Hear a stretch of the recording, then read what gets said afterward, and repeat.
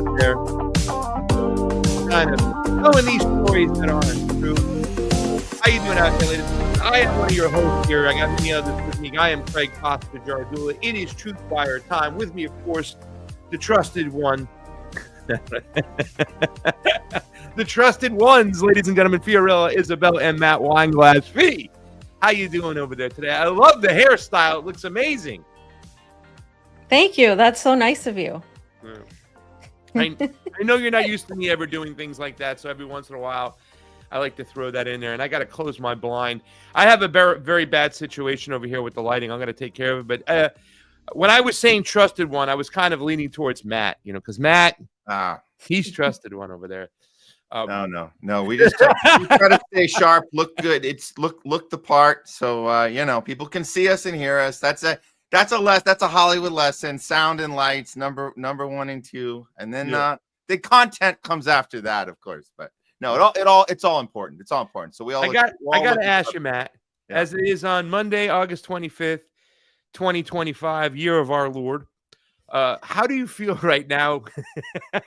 I know, just like Fee shaking her head. No, I can't stand it when I hear Steve Bannon say that shit. Like somebody plays a clip and it always does with Steve Bannon going "Year of Our Lord," which is which listen, guys, there's going to be a lot of talk about the Lord today. Not so much about talk about the Lord, but I went to a Republican convention, a state convention, assembly convention, more of the populist right style that and I will give them credit because these guys. They believe they can fix things from the inside. They're naive about that, fam, but they're not slow to call out the Republican National Convention Committee or whatever you want to call it, the party itself, the grand old party itself. They're quick to call that party out, and they think that they can win that from the inside. They're having a hard time with it. But they've actually connected that dot and election integrity where they're blaming a lot of the Republican Party too as well. That is the grassroots style. Because I was in a room full of mostly MAGA people, right? There were Trump hats for sale on the back, which the majority of the Republican Party now has capitulated completely, I think, towards the voters, that is, themselves capitulated towards Donald Trump. They still say shit, fam, like he's going to be one of the greatest presidents of all time. But digressing to Matt. Matt, how do you feel right now that it is August 25th, 2026, year of our Lord? I mean, not the fact that you're just doing this stuff right now, but the state of America, the state of the people where they are today. What's your overall sense right now as you are doing this work on a day-to-day basis? I am so conflicted. That's a great question, Craig. We kind of ask ourselves this every day, like how many steps forward are we moving versus steps backwards? And on one hand, I do feel like having these conversations and opening up the eyes of people that were stuck their entire lives in the two-party duopoly, and they're now, removing themselves from that and seeing the world with critical thinking eyes for like the first time in their adult lives. And that part is the good news. And that's happening. We see that every day. But on the other hand, we're taking these massive steps back. And it's the propaganda machine is getting stronger. The censorship machine is getting stronger. I see people so confused. I see people here in LA and Hollywood so confused. They don't know what to be angry about. They were calling suicide hotlines just almost a year ago with the election in November, and now they don't know what to think. Trump's still the worst thing that's ever happened to them in their entire lives, but they're just so confused because everything we're seeing is the thing that's been happening way before Trump was on the scene. This is the problem, the systematic problem with our a failed system. And I say it's beyond a failed system. It's a system that is functioning the way it was always designed to function. And I think that's what's confusing most people. So sometimes you have to take, a step forward, maybe a couple steps back, but ultimately, I hope it's more steps forward and we can build a real populist movement. It just takes time. And I think we just have to have the patience, and the perseverance to get through this insane time we're in. So, I mean, I guess when we talked about the whole situation, I said, regardless of all the bullshit around us, if we keep just doing the work, that's all that matters. And that's the thing that kind of drives us, right? Fam, you've been doing this for almost 8 years now. I mean, I kind of want to ask you the same question, kind of lay it out there, because I think it's important, right? Why are we doing these shows? What answers are we trying to find? Who are we speaking with? Is it activism? Is it journalism? This whole situation, you've been doing this for almost 8 years now. I mean, it's different right now. We do this full time. I mean, before we did this 8 years ago, we were punching in a clock. We worked in the restaurant business. We had other aspirations and goals. I mean, we met over soy sauces in a restaurant while In Excess was playing, but our lives were so different. What are your thoughts? I know I had to throw that in there. It's not true. It's not how we met. It wasn't over soy sauces, but In Excess was playing. I like to make that joke. Wasn't. But whatever the case may be, we had like work lives, right? We were in LA, we were transplants from someplace else, but we were kind of doing what Matt was doing. Matt is still kind of doing it a little bit, right? Matt, you still got a little bit of leftoverness over there that's still dragging behind. I mean, I remember that. Like, I had a manager call me like a year after. He was like, "Hey, man, are you still doing this? Am I representing you?" I'm like, "Well, you haven't got me anything to audition for over a year and a half, so I'm assuming that you were done just as I was done, but this is what I'm doing now." What you're doing now, from what you see and where we're at, and I know this is amazing because we got a newer perspective from Matt. Now we're going to get a perspective of you now that you've lived in Russia for 2 years plus, and you've actually been outside the United States, analyzing what you see in the United States right now. What do you see if you had to put it together in a one paragraph thesis?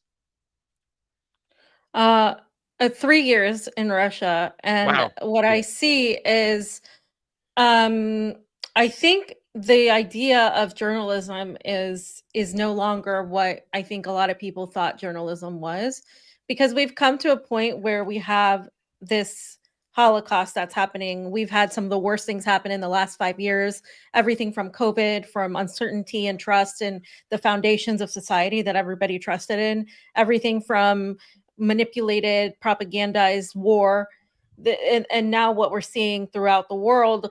I think that idea of journalism, even that I had, I would say even just as recent as 2020, has completely shifted and completely changed in terms of what that is. A lot of people would say that you can't be emotional, or you can't even, it's not even about emotion. You can't take a side on something, for example, Gaza, and that you should show both sides.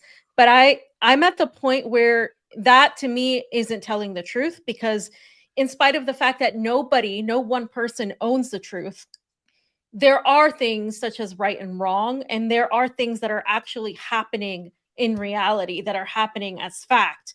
And so when people say, journalists can't speak about this, like there is just one ultimate side, that journalists need to show the other side. Well, the other side is essentially what's been shown to the rest of the world. It's part of a reality. It's not separate from it. And I think that this idea of journalism as being extremely cold and extremely just what is said is unbiased is in itself biased. And so that's my perspective of this whole thing. For me, there are journalists out there who say, I don't talk about Gaza. It's not my thing. For me, it's we're coming to a point of humanity where we've lost it. We really don't have it. And I think what's happened has highlighted how bad things are, the ugliness of the world. It's also highlighted where we need to go and what we need to do. Like there's some positive aspects that unfortunately have come out of this, some awareness of the reality of things in the world right now. So I see my role in journalism as going beyond what is even said in the alternative media, what is even covered in a lot of the alternative media, which has just begun replicating a lot of mainstream media, which is why I do these deep dives, because I feel like I can't just say it in a catchy way and that's the only way I'm going to do it. I mean, I get censored everywhere. I get shadow banned everywhere. So for me, it becomes more about how to get somebody to catch the little tidbits of things that are moving us in that direction. Even if they don't get it all yet, I do see that at least in the US, things are starting to develop. Well, this is what we're talking about right here. If you haven't seen, ladies and gentlemen, this little tweet I made, it says, now ask yourself, why are some people constantly getting censored and banned while others are free to post and monetize whatever and whenever they want? And this is Fam with her TikTok right here. And Fam, you said you don't use TikTok, or you created an account just to watch videos of my friends, Fam, and that they send me. Months ago, I posted one video of a park in Russia. Just noticed my account's been perma permanently banned is what PERMA stands for permanently, right? Yeah. Banned for repeated violations. Some of us are absolutely on a list. You would just alluded to the comments. You said, some people during COVID, right? They did the same thing that you kind of alluded to with Gaza. I don't talk about Gaza. It's not really my thing, but that's the thing that's fucking going on right now. You have to talk about it. And if you're not talking about Gaza, you're not reporting the news. You're not doing the proper job that you need to be doing, especially with everything that's entwined with what we're going to talk about today. Why a lot of people are still being censored. I think it was Indy who left underneath that comment, Israel. You know what I'm saying? Mm-hmm. I remember during COVID too, Matt, you talked about it a little bit, what literally you were doing, and obviously the connections you have. Dr. David Martin was at the event this weekend, so I got to meet him and talk to him. Hey, you just went on my show with my friend Matt and Stephanie Perucci and all this thing and whatnot. But if you weren't talking about COVID when COVID was going on, Nico said, then you're not doing the news. Yeah. I mean, you guys have any thoughts about that, about people who are staying away from certain things? I mean, I think it's different than, listen, I think that's a part, fam, of being self-censoring yourself. You know what I'm saying? There are a lot of people from RBN who didn't talk about COVID. I think Sabby had said before, I don't want to talk about COVID on YouTube because they'll take my channel down. Well, that's what they want you to do. They want you to self-censor, and they are self-censoring. It's different than those. She made a choice, a business choice to do that, right? It's different than those who, like Benny Johnson and Nick Sorter, who, and I'm using them as examples because we had that on the left too, right? Was it the Bryan Cranstonsteins and whoever, Aaron Rapport? They would lick Joe Biden's nuts. These guys are licking Trump's nuts. But there's a difference between self-censoring, right? And just being a cheerleader right now. And the thing that I think is really sad about the populace, right, is that they're all cheerleaders. So I think that and this goes back to the frustration that even though we feel like we're making progress, opening a lot of people's eyes from this capture we've been under, these two topics, this is the litmus test for our time: COVID and Gaza. That's the litmus test. And why the hell can you see one of them and not the other? Why can you apply principle to one and not the other? Why can't you see the censorship machine on one and not the other? That's the hardest part about this. I started the Homeless Left channel with the medical freedom community behind us. They said, look at this homeless left people that are frustrated at their side being silent and being pro-censorship. Let's align with them. I thought something was happening. It was happening. And then all of a sudden it wasn't, because those same people don't want to talk about Gaza, don't want to talk about Israel. And they don't want to get involved because, like Craig said, they're afraid, or they really don't see the connection. They really don't see the censorship. Or they choose not to because of team sports mentality. Yes. And I have to add, this is also important. Our Free Palestine friends in the streets, we've made a lot of connections with them. We brought them to a place where they understand the media machine that actively lies about what they're doing and calls them the problem. They know this. They see it. They live it. They experience it. They feel it. And you bring up COVID and they go, well, no, now those were right-wing QAnon psychopaths. Like, no, you guys, aren't you seeing this? So there's a massive disconnect between these two incredible experiences that we've all lived through. We're going to have this. The rest of these are you got 9/11 a few years back, and then you got COVID, and then you got Israel. These are the moments of our lives that we are going to reference, and we're going to say who is on the right side, and why is it that we cannot find people in our space that see it all as the same? It's all the same. It's who, and just start with this. You don't even have to know the history. You don't have to know the politics. Just like with COVID, you didn't have to know the medical information. You didn't have to be an expert. You didn't have to be a doctor to see that it was morally wrong to censor people that had an alternative approach. You don't have to be a genius to see that. Just like you don't have to be a genius to see if you're getting arrested and punished for Free Palestine, there's something wrong. That's it. Just start with that.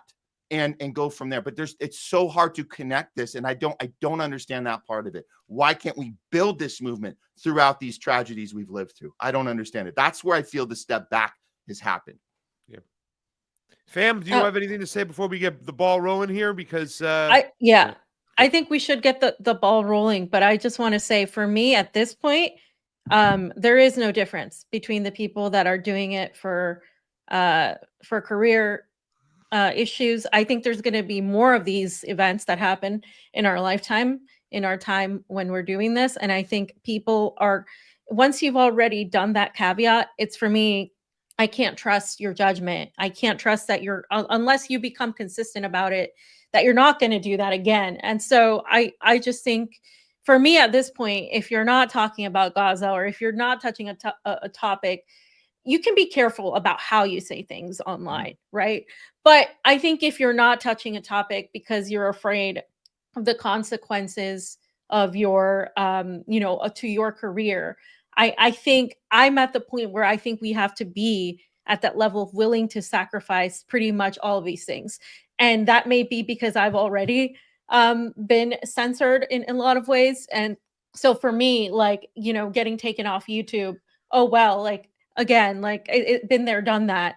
I'm not going to shut up, because that's exactly what they want. And the moment we give into that, then it's kind of like we're limiting ourselves, and we're limiting the scope of what we say, and we're limiting that information flow. And somebody else will do it. Somebody else that's chosen to do it will do it anyway. And that's what I see here. There's a capturing going on of the alternative media space. And unfortunately, there are very few people who have the integrity to really talk about things in a way that is genuine, that is truthful, that is coming from a place of compassion. Because why you do things, to me, matters. I don't think everybody sees it that way, and that's fine. But for me, why people do things, why people say Free Palestine, matters. Not just because it benefits the current thing, but because they actually do care and want that information out there. So that's all. It's crazy to me too, to see over the weekend what people were cheering on, and what they still believe in. It's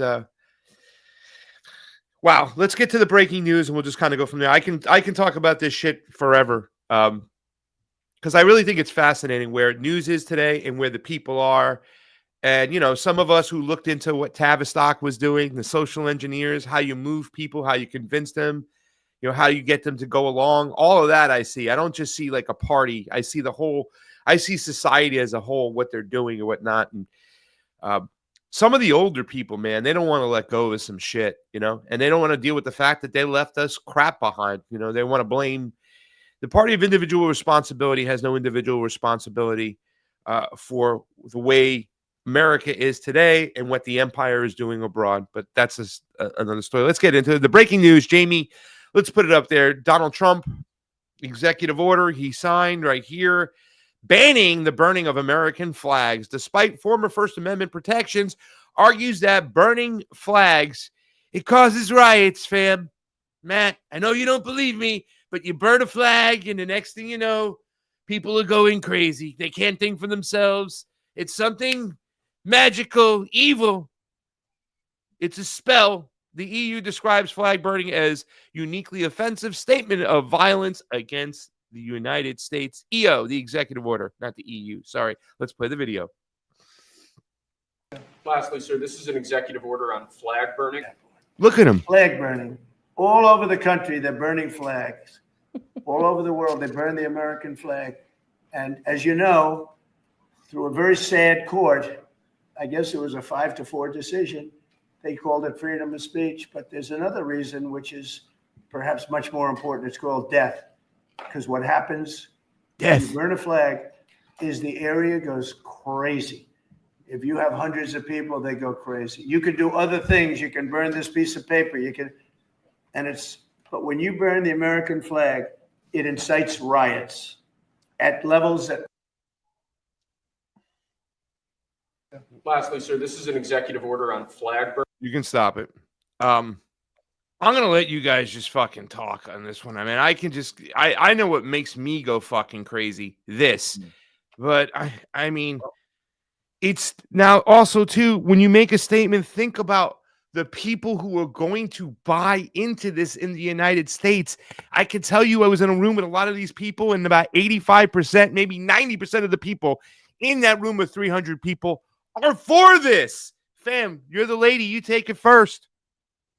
Oh, I just want to say that I'm not surprised at all. I mean, here's the thing. A lot of these people are not free speech advocates. It's the same thing with the liberals. It's only free speech if they agree with it, if it's their team. And that's it. And Donald Trump is one of those people. It continuously, he's shown that already during his first administration. And so did a lot of the people that followed him when it came to, for example, Black Lives Matter protests, when it came to the Palestinian protests. They don't care how many people's rights are trampled on. But when it comes to January 6th, they care. It's the same way the liberals don't care about what happened to the January 6th people, what happened to people who spoke out against COVID or against the elections. It's the same thing. So for me, this is just a very, very simple just chain of events that have led us here. And they're not going to change their mind because they see the flag as an inherent symbol of American, US American pride. And they see that as you trampling on it. And in fact, even if they did see it as this, they should still understand this is a constitutional right. But, once you start going in this direction, there's no going back. I mean, it just gets bigger and bigger and bigger, like a snowball. Jump in, Matt. Yeah, no, I gotta say, did you guys know that the #1 cause of death in this country is flag burning? So it's good that he's Did RFK put it out there? Yeah, no, it's good. We're gonna save lives because of this new executive order. Also, I'm very excited that this is happening because because flag burning obviously caused riots. You know what else causes riots? The feds and the CIA. So I can't wait till they get banned next, because that would be appropriate, right? We're trying to stop riots, so why don't you just cancel the CIA and the feds as well? Because they usually are the ones responsible for causing riots, as we know. No. This is, in all seriousness, this is all because of Israel. I know we say this a lot, but it really is. I mean, you look at this, the language. It's hard to justify that burning an Israel flag is illegal, but burning an American flag is not. Now now you don't have to make that argument anymore. So this is about just making the aesthetics feel a little more like, no, it's always been like this. This is the equivalent of changing vocabulary words during COVID, so you can't make the argument about why a vaccine doesn't work. You just change the landscape, and you say, no, this has always been this. It always should. If it hasn't always been this way, it always should have been this way. Moving on. So that's one less argument we can have, and so that's what this is about. Now, is it going to hold off? We don't know. We don't know if there's going to be pushback. I mean, obviously there's going to be pushback, but how far will this go? We don't know. But again, this is there's a lot more going on here. But again, there's a lot of theater happening. But that's my long and short of it right now. But we'll see if this can actually go the distance.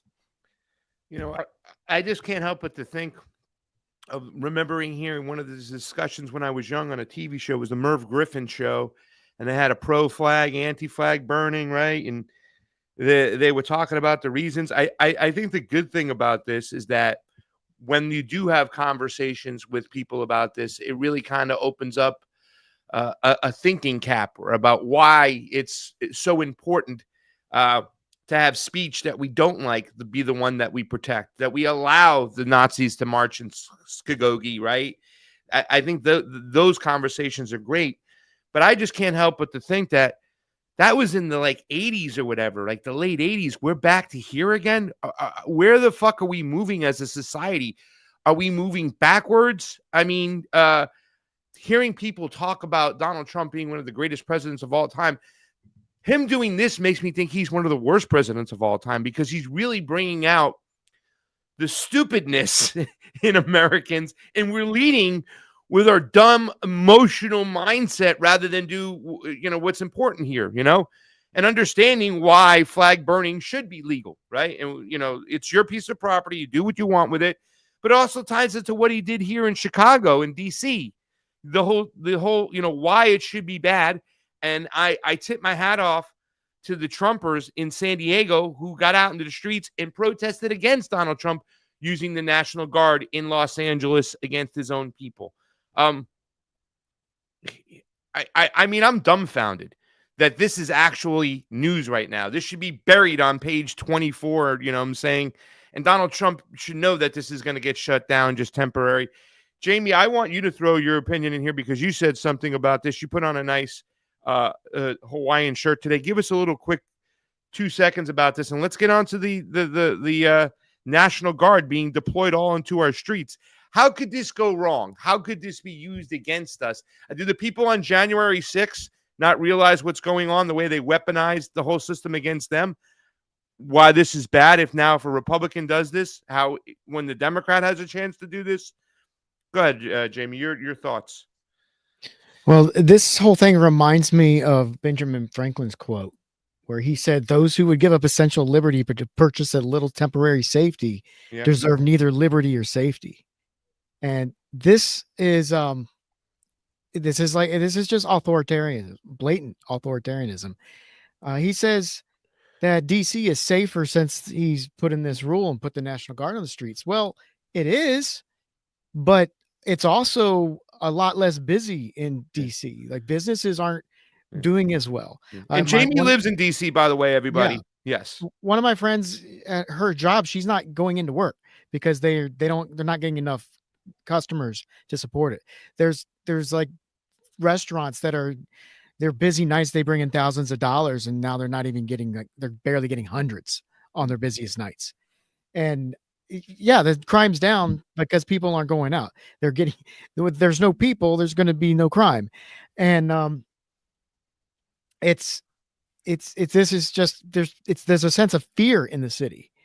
So there's no murders. That's great.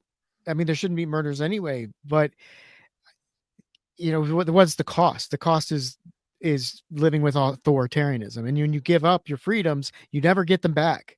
And that's what's happening right now. Now this National Guard thing, from what I understand, it's only temporary. I think he can only do it for 30 days, which just means he's not solving the problem. It's just there's a 30-day break. And then once this ends and the National Guard have to go away, then everything's going to go back to the way it was. So he's not solving the problem, but he's just showing that, yes, a heavy-handed authoritarian can solve the problem, but everybody's living in fear and we lose our freedoms. And it kind of reminds me of another saying. It pertains more to war, but we can have peace when we have vanquished our enemies. So when we kill all of our enemies, then we'll have peace. That's the line of thinking they're going with here. And if there's no people in the city, of course there'll be no crime. I mean, there's people here, but they're just not going out. They're terrified. So put this article up over here, because this is what every government, or I know that you'll hear people Wait, is this say, communism? huh? This is communism, right?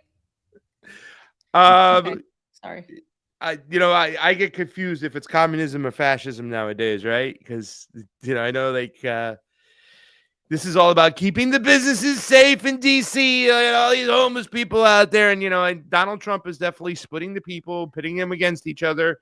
He's even inciting a little bit of a class war of sorts. I'm going to get rid of all these homeless people. I mean, maybe we should figure out why there's so many homeless people in America to begin with and try to fix that from a euphoric point of view or place.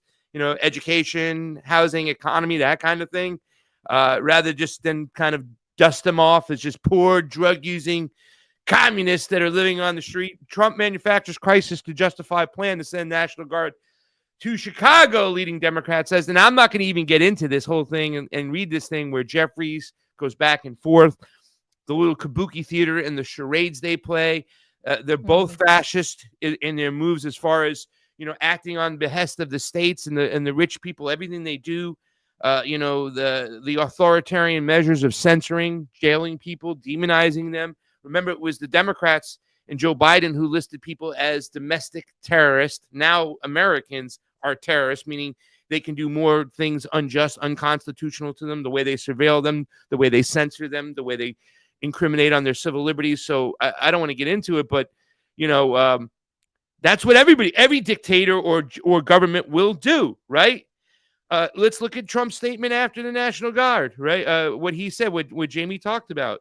The next, his statement over here, and then I'm going to play a clip, guys, of a person. Probably this guy could have been at the rally I was at this week. This is Donald Trump on his truth. What's his thing? Truth, Social. whatever, social, Truth Social. The incompetent mayor of Chicago just stated that in D.C., where crime has been brought down to almost nothing, there have been no murders in 9 days, something which hasn't happened in many, many, many, many, many years, and people are safe again. Only 9 people have been arrested. That is wrong. Hundreds of criminals have been held, captured, and arrested, and their guns have been taken away. D.C. is safe and booming for business. Not according to Jayme, making thousands of dollars a night to go into $100 a night.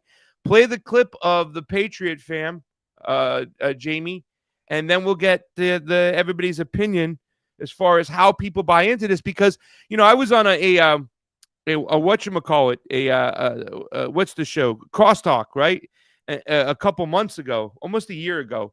And it was a conservative air saying that the real issue in America is immigration and crime. That Joe Biden is weak on crime. The Democrats are weak on crime. They play this fiddle over and over again. Play this video, Jayme. Let's get it up and play it, and then we'll go from there. Amazing, isn't it? No murders in Washington, D.C. in a whole week. You see, folks, this is proof that if you have a commander-in-chief like Donald Trump that takes action, decisive action, you can secure the border and reduce crime. Now, he has just proven the left to be very weak. He has proven to the left that they want crime and a loose border and just let everybody come in. Well, folks, it's proven. That's why you are afraid when Donald Trump came in and took over Washington, D.C., federalized it, came in there, took decisive action, and look what he's done, making D.C. safe. You need to go on to Chicago next because you mayors can't do your job. That's all I got to say today. Peace and love, everybody. Fam, go right into it because this is the shit. They actually go along with it. These are the things that the majority of his patriots care about. I mean, I don't have much to say. I'll hand it over to Matt, but I just want to say, like, they obviously put a token Black person gets out there, and now that's going to be widely shared. You know, because both sides play this game of the identity politics, of the outrage over the culture war issues. And I just don't understand how, when statistically there was already no crime, there was already a low crime in DC, how Trump being there doing what he did for a few days is because of him. Like, it's just it's very obvious manipulation. It's obvious PR.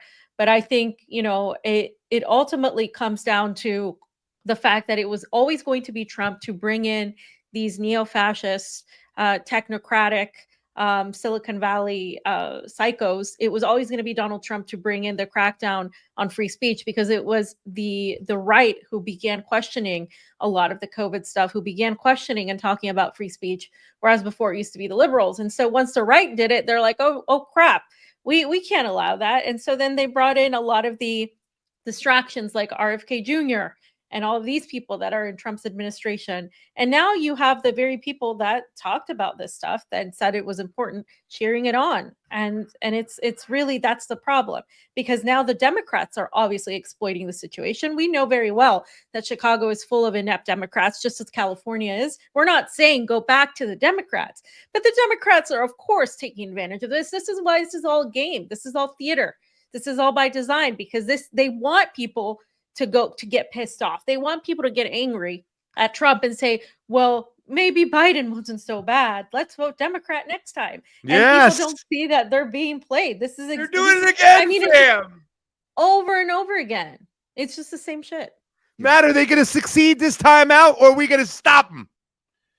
It doesn't look promising when you have videos like that going around. And I would go for it's. I mean, we can call it a token black guy, but this is an actual population that exists. Yeah. The African American communities that have in these large cities that have been furious with the Democrats. They have been at their wits' end. I mean, we've seen it. We've seen every moment of that. This shock and just kind of this moment of this process of grief you go through. It starts with like Obama drinking water in front of the people in Detroit, in Michigan, and Flint, and getting back on Air Force One and saying F you. And these moments of clarity for them is that this party has failed us. So they did abandon the party. They went over to the Republicans. Trump was demonstrating I guess you would say a more confident, a more suave, a guy who has follow through. And so a moment like this, when you see, oh, look at DC, the streets are empty. That means there's no crime. We did it. And there's this capture that has happened. And I blame a lot of the MAGAs for their bad description of what was actually happening the 4 years previously. They kept blaming it on a demented Biden independently, as if that was the problem. The Democrats are the problem. No, the system is the problem. The system got us the COVID lockdowns. It wasn't exclusively Biden or Trump. It was something larger that said 2 weeks to slow the curve. Guess what? 2 weeks to slow the curve also cleared the streets and made everything nice. I can tell you, out in Hollywood, it was the nicest time ever when nobody was allowed to leave their homes. So here we're doing it again. And you got what you said, Fee, is exactly right. We've just reversed it. And we're seeing the other half of the country now championing destroying small businesses. And like Jayme said, qualified this in DC, it's destroying small businesses, and it's all temporary. It's going to go right back. The crime's going to go right back, but the businesses are still going to be destroyed. The restaurants are still going to be out of business. So here we are. I don't know how we can talk to someone. I think we have to start the education process again. It's not uniquely Biden who screwed us for 4 years, uniquely the Democrats. It's the system that screwed us for 4 years. And it's not, and this is also very important. When you wake up this morning and you see that video earlier we played of Trump signing this executive order, it's not uniquely Trump doing it. He didn't have this crazy idea last night and say, I'm going to wake up and do this. It's something above him. They're using him as the face of the operation because they know he can sell it. That's what's happening. So let's get the critique correct. Let's not blame this solely on Trump. Just like let's not blame the last 4 years solely on Biden. Let's step outside of it, and we can have less people captured that are going to make videos like this in their car, and they're going to understand, here we go again. It's the same thing. They just switch colors. It's the same thing. Let's rise up above this. So I think we're steps away. We're still multiple steps away from people understanding this. At least people are angry. That's good. But we need to connect the dots for them and show them this is not a unique issue of Biden screwing us for 4 years and now Trump screwing us. It's the system that's bigger than them. They're using them as puppets, as the face of the operation. So when are we going to wake up and see this as one huge, massive problem that we all have to align and fight back against? Well, they've done a lot of work, and the social engineers, and I use that term social engineer because they're engineering society, they're engineering us amongst each other. They know exactly what they're doing. They know how to move people. I mean, they're doing it again. Even the Democrats are now taking this position like they're opposing what's going on in Israel, Gaza, and they're not really opposing what Israel's doing. They're making it all about Netanyahu. They're attempting to do what Netflix tried to do about Jeffrey Epstein. He's a bad apple. That's how you get away with this thing, and that's how you don't ever go after the system. You just make somebody else the scapegoat, and the system continues to exist. And we have this video of the mayor in Chicago, and once again, now we have, even Gavin Newsom looks and sounds great when he's opposing what Donald Trump was doing when he sent ICE to California, right?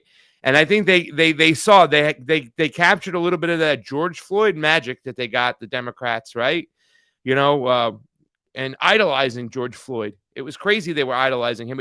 It was the situation, okay, which took place, which we need to examine and talk about. You know what I'm saying? But now they're taking advantage. Here's the mayor of Chicago. We'll close out the section. Now people are standing behind these idiot fucking Democrats. This guy's just a donkey. He said so many stupid things before. And, if you watch what's going on with Zoran, right, we can see how they'll act. All the Democrats will act in the case of another pandemic. They'll use a crisis to take away our civil liberties and our freedoms. Listen to this idiot now. We got to stand behind this guy. And that's what they're going to immediately do. Like you said, fam, they'll go behind this guy again now. But the president has spent hundreds of millions of dollars to arrest 9 people in D.C. That clearly he's demonstrated that he doesn't have a level of consciousness to understand what it takes to run cities, not to mention an entire country. And so, look, we're going to remain firm. We'll take legal action. But the people in this city are accustomed to rising up against tyranny. And if that's necessary, I believe that the people of Chicago will stand firm alongside of me as I work every single day to protect the people of this city. The city of Chicago, one of the most diverse economies in the world, right? Again, a city that has been, founded and established on the values of working people. We're not going to surrender our humanity to this tyrant. I can tell you this.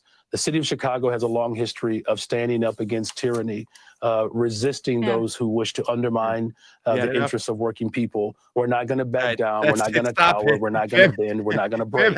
We are Chicago. We are the soul of America, and we will maintain that posture from now until.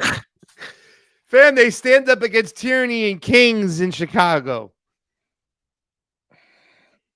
This is the problem. This is the problem, because it's not like what he's saying is necessarily wrong, but it's the fact that they actually don't do that. Democrats don't stand up against tyranny. They are part of the tyranny. It's a cooperation between the two. They work together to instill this type of tyranny in the system. And it's beyond that. They just put these morons out there to get you to think that one of them is going to solve the issue, when the issue, as Matt was saying, is it's much bigger than that. There are other people, other entities at work here.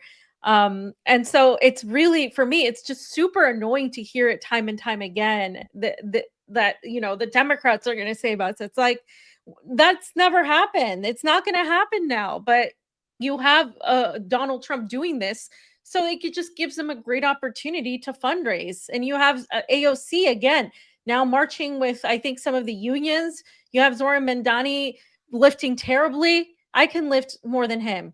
You have all of this PR crap going on that it's not just cringe. It's really condescending to the intelligence of the average person, but these people fall for it. I saw online some of the same people that were arguing with us like 5 years ago, Pasta. They're all still in line for the progressives, for the AOCs, for all those people. They're right in line. Can you drop some names real quick, make it juicy? No, they just haven't budged. And you have new people coming into the political sphere that don't know who, for example, the Young Turks are, who don't know who these other people are that are now just trying to latch on, making statements. Yeah. Reinvent themselves, right? So it's like we're just trapped in this. It's so hard to talk nuance because nobody likes nuance.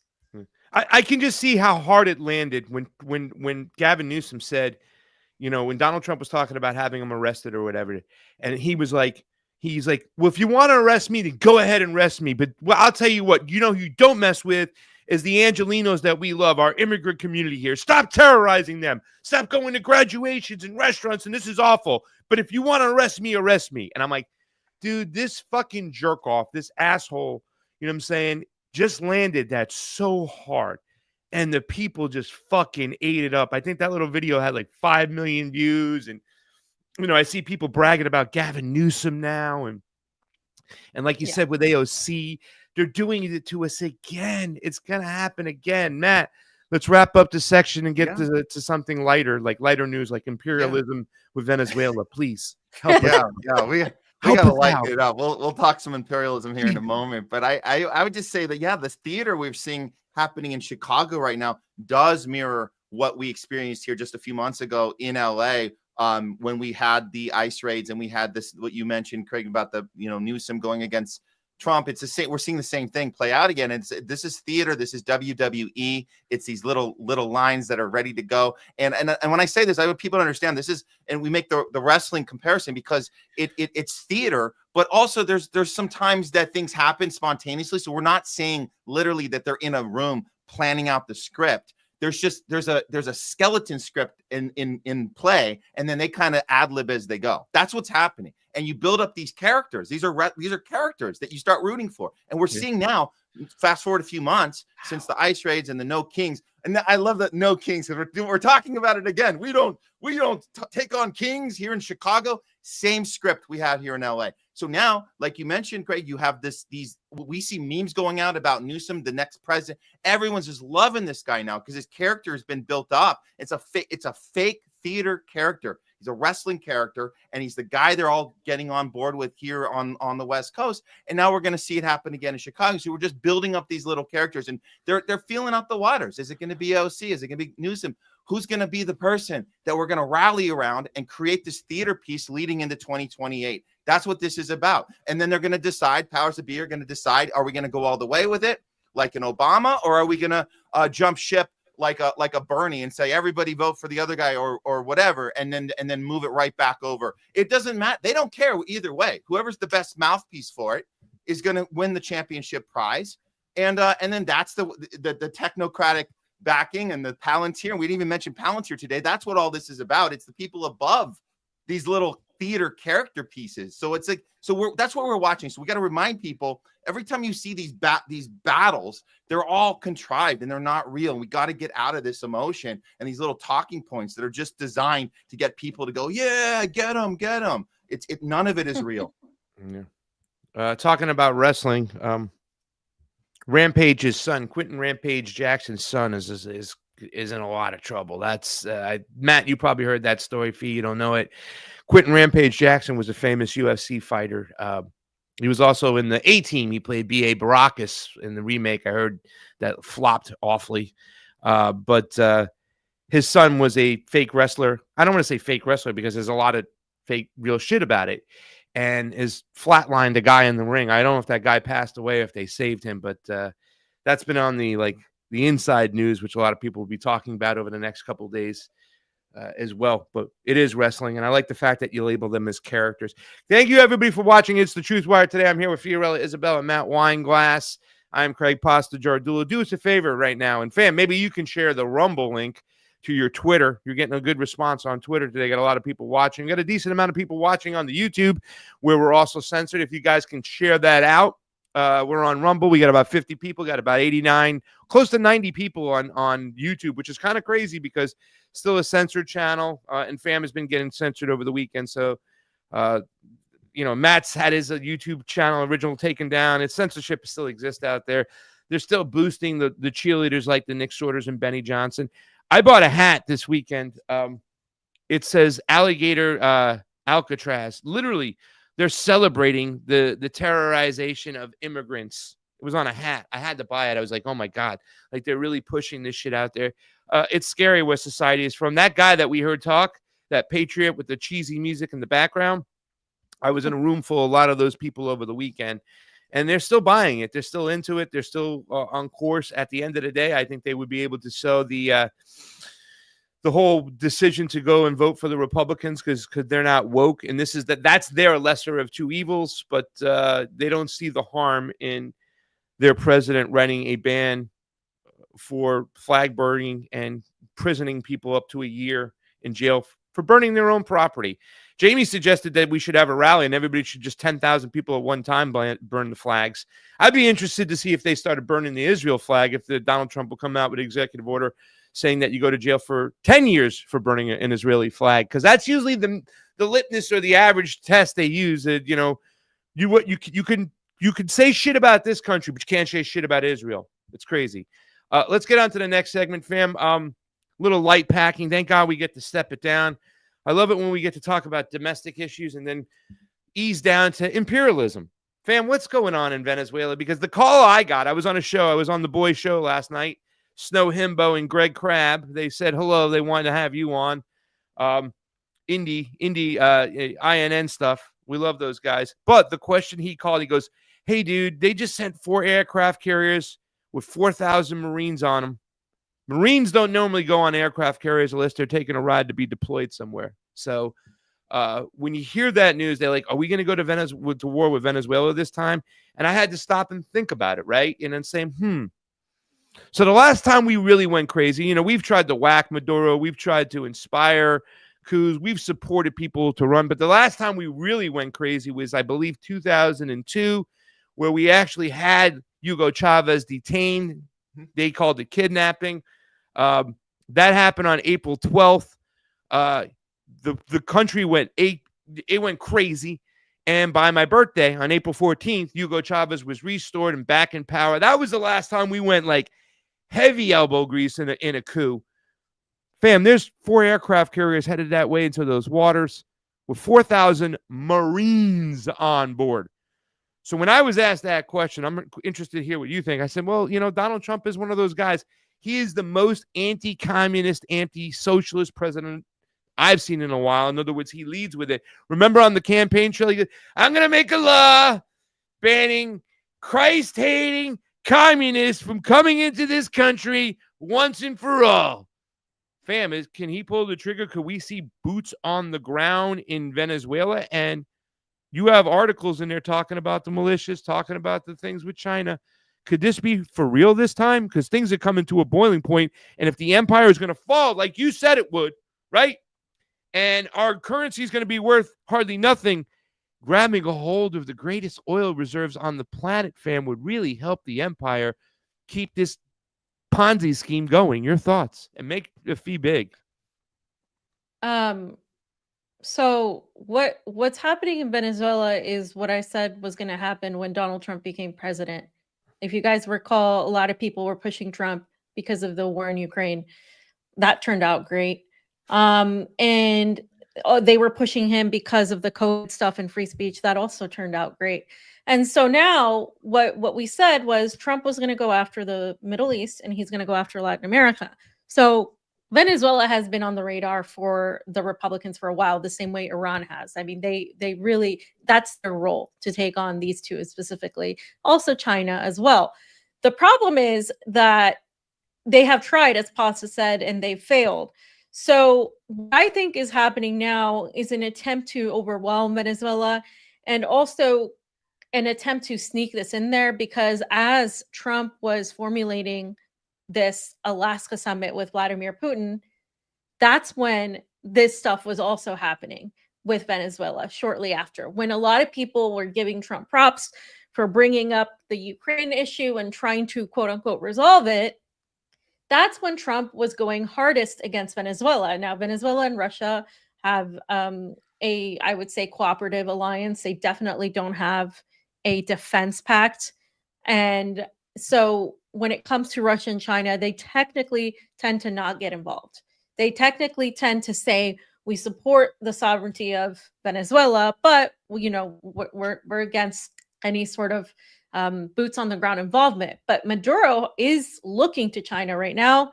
He, according to the CNN article, he mentioned the Huawei phone, and therefore that means that he's very close to Xi Jinping. Yeah. And he stated that he did have conversations with him via satellite. But what I want to focus on right now is, because I don't think China or Russia would actually get involved in an altercation. Unfortunately, a lot of people disagree with me. I don't think they actually would. I haven't seen any evidence that they would. They go along with the UN Charter. So what Trump did was he carried out these military deployments of 4,000 military soldiers, and he put basically all of these ships surrounding the Caribbean and Latin American, South American waters, which are effectively by Venezuela. Colombia has then said, no, we're not going to get involved either, that they don't want a part of this. But a lot of the Caribbean has said that they will get involved. And the reason they say this is because they want to combat an effort. This is an effort to combat the drug cartels.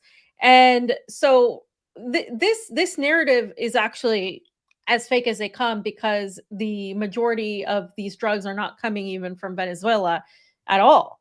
But I just want to mention that there is a nuclear powered attack submarine. There's like the P-8 Poseidon reconnaissance jets, destroyers, guided missile cruisers. I mean, if Venezuela did that, for example, right off the coast of Cuba, can you imagine what would happen? So not only do we have Donald Trump as president, we have Secretary of State Marco Rubio also, who is a huge anti-communist. And many times Marco Rubio has been at the helm of not only pushing Juan Guaido, but pushing intervention in Venezuela. So for me, it's no surprise that, this is happening. Now, Maduro has come back and announced a deployment of, get this, 4.5 million militiamen throughout Venezuela. And even women, and even women are it's in the link that I sent. And even women are starting to say that they all should be fighting, right? It's on the CNN link. And so I think this is actually quite for me it's quite bold of Maduro to do this. But at the same time, what is Venezuela going to do? I think rather than boots on the ground in Venezuela, I think first we would see an attempt to oust Maduro, to have regime change, which would be a forced regime change, right? We would have, they're attacking Venezuela throughout the Caribbean. They're making sure that Colombia doesn't step in. And because Russia is in the middle of a deal with Ukraine, I doubt that they're going to get involved in this. And as far as China, I just don't see them getting involved in this. I really don't. So unless, people have this idea that there's this like alliance with China, Russia, Iran, and they're all just going to get involved. That's not how they operate. That's not how the UN Charter operates.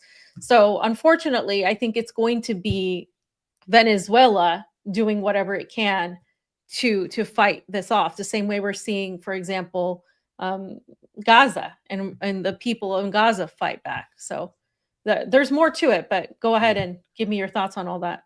Well, here, Matt, you want me to? Can I jump in first, or you have something to say? Bernie, No, I do. But go ahead, and I'll. All right, hold your thought. Write it down on a piece of paper so you don't. I got it right here. So. Well, fam, here's the thing though. We're analyzing the times right now and what's going on. If you could put up the Russia thing real quick, right? So Russia has made some deals with Venezuela.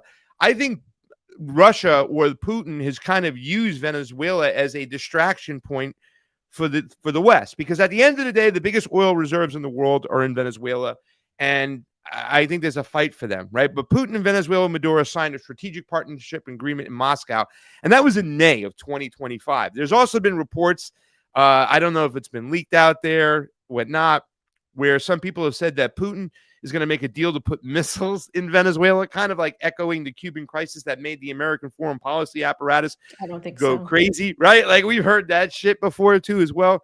You could take that down. But it seems like that, and when you're looking at a situation, when it comes to regime change, when we talk about 2002, what happened in Venezuela 2 days later after April 12th, after they kidnapped him, and that was on April 12th. On April 13th, they swore in their guy, Carmona, who was a businessman. On April 14th, Maduro, the Chavistas and Hugo Chavez was back in power. I think that the CIA had to take a big step back. They lost a lot of ground and influence they had in Venezuela. They have a lot of Venezuelan oligarchs on their side, so they thought they can get a hold of those oil reserves that like they once had them. So I think they have to always measure. If we make a move too quick, too fast, we're in trouble of losing the whole country.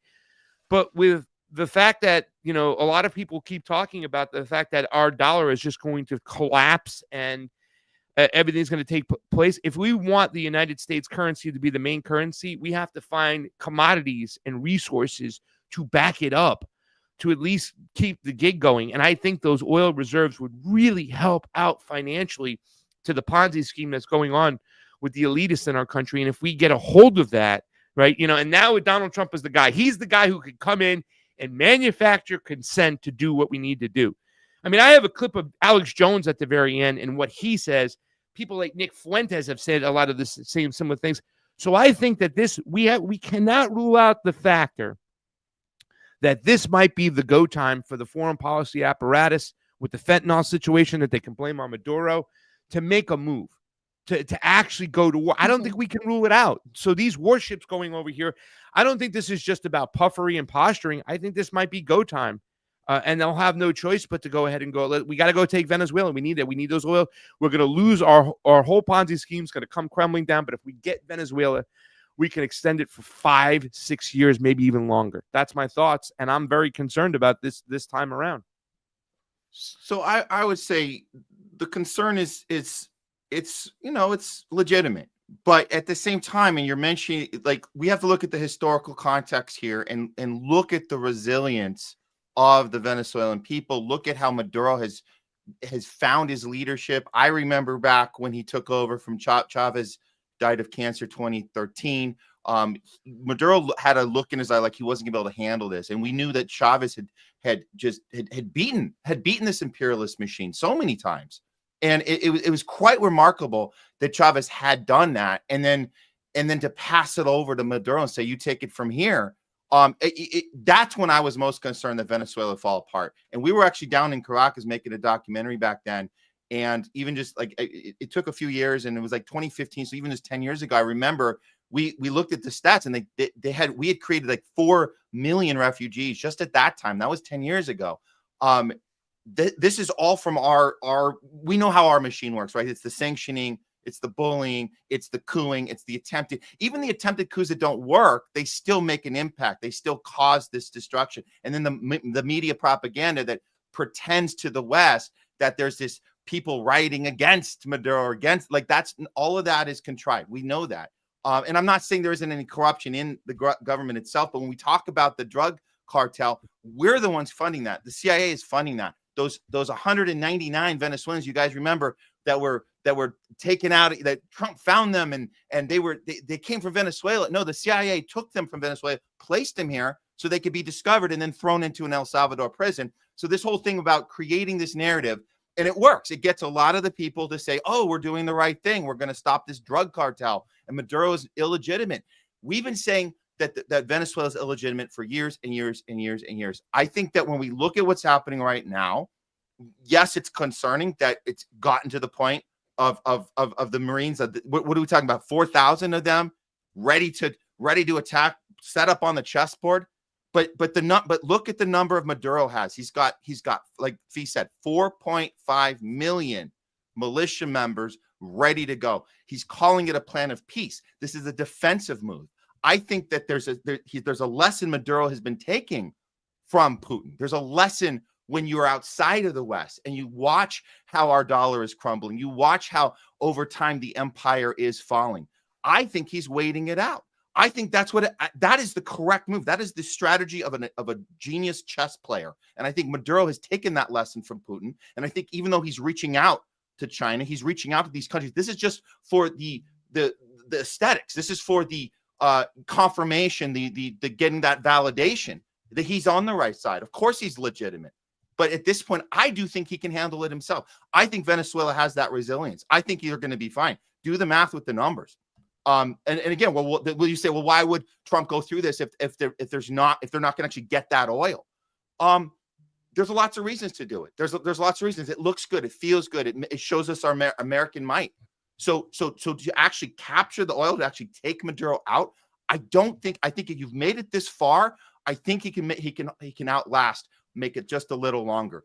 That's what I'm saying. So yeah, I think it's good news for Maduro right now. Fam, I have the press secretary 35-second clip. I know you didn't put it in the doc, but if you want me to play that, I could play that at any time about what her response was when they asked about the warships going over there. So I have that if you want to play that. I think that will enrage you because they use all the buzzwords and everything you were just talking about in your opening comments about what's actually going on. Like you could see the buzzwords, So yeah, let me just go over this quickly and then we'll play that. So just so you all know, the Vice President Delcy Rodriguez has, and additionally, from what has been said, would enlist 4.3 million.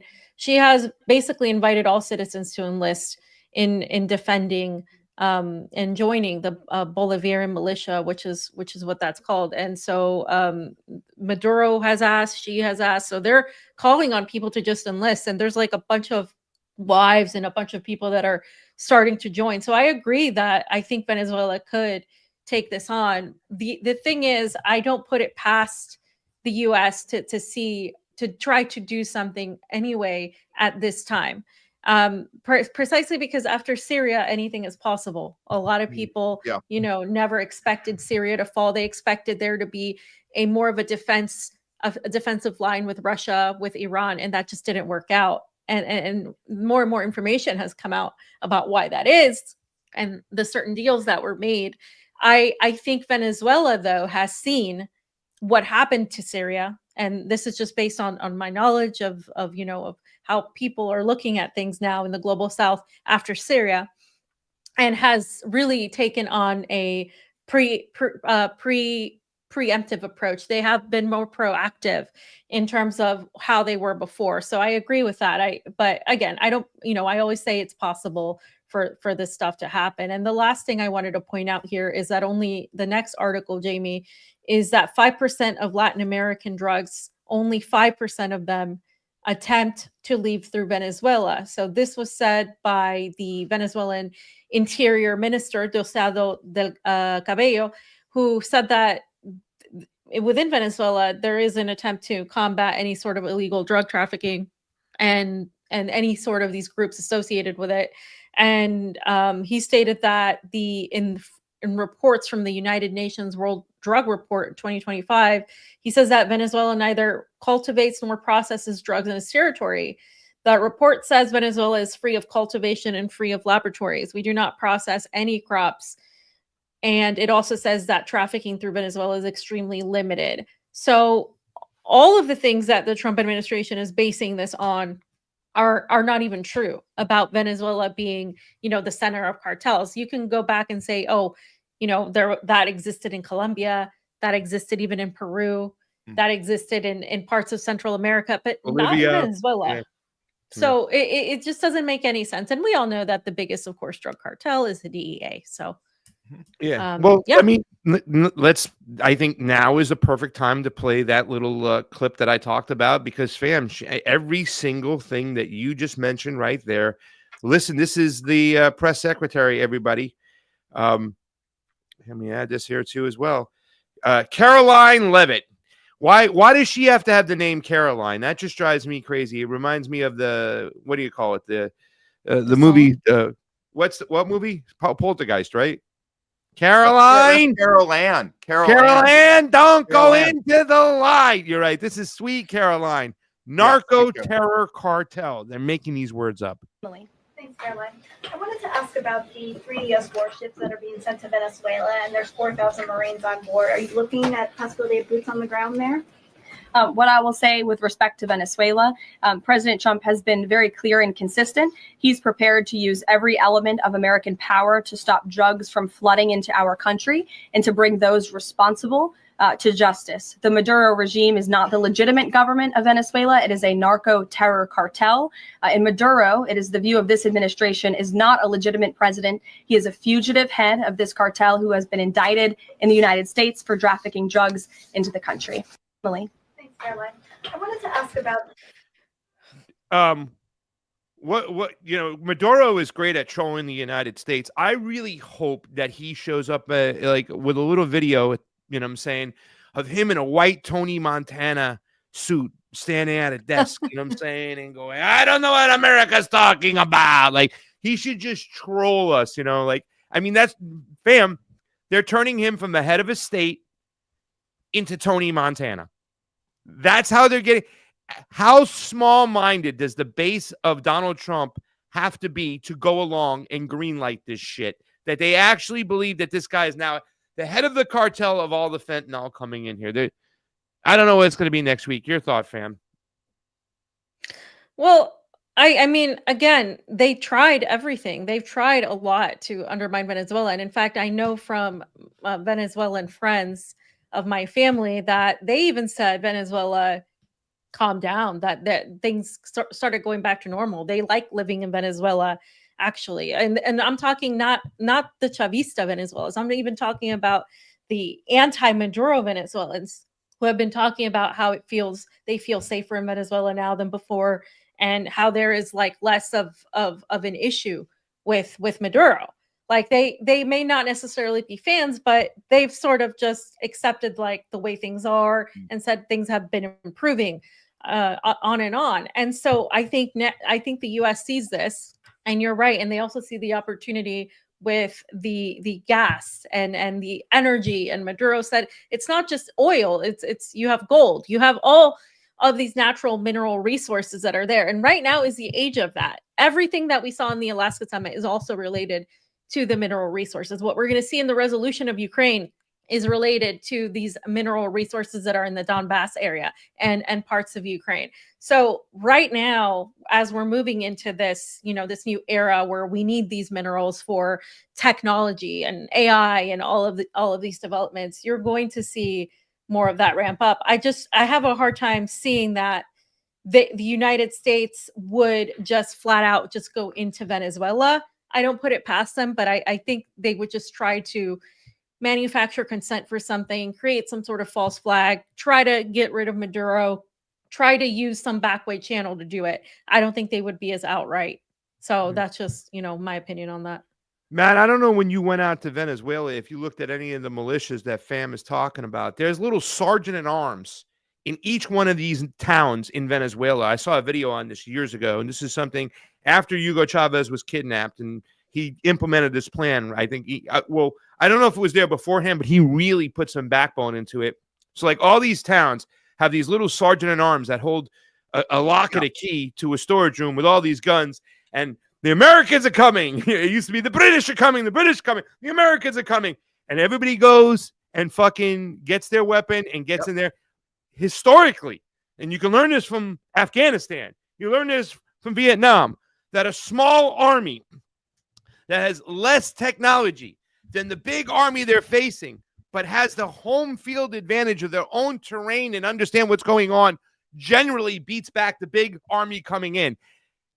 Marines are not. They're not going to want to go in there and fight this guerrilla fucking warfare. This is death to them if they try to do this. And Venezuela probably has their shit together more than any other country when it comes to this in Latin America. They're ready to rock and fucking roll, right? You know what I'm saying? They can't do this, Matt. So it'd be fucking nuts if they try to do it. Your thoughts? Yeah, no, I'm glad you brought that up. So this is from what we saw on the ground. This and the history of Venezuela and where they got this, where they were equipped to do this, where this came from. There's these factions of these militia groups. They are like you said, these are like urban guerrillas, and this is how they're all trained to do this type of battle when needed. The group we were following when we were down there, they're called the Tupamaros, and they originated in Uruguay, and then they ended up coming over to Venezuela. And what Chavez did at the time before his death, he was able to have these groups in place and work with them under the wire. And what their main job was to keep the streets safe, which is crazy when you think about it. Their job was to get rid of the drugs. Their job was to elevate the poor and create these little soup kitchens and run these facilities. And some of them started running for public office. It was fascinating. They also killed people in cold blood. They told us on camera that they did. If you guys want to check out the film we did, it's called Tupamaro Urban Guerrillas. It's on Amazon Prime right now. You guys can check it out. Tupamaro. It was executive produced by Ed Asner, before the great Ed Asner, people's advocate, who passed away, but he was able to put his stamp of approval on this film.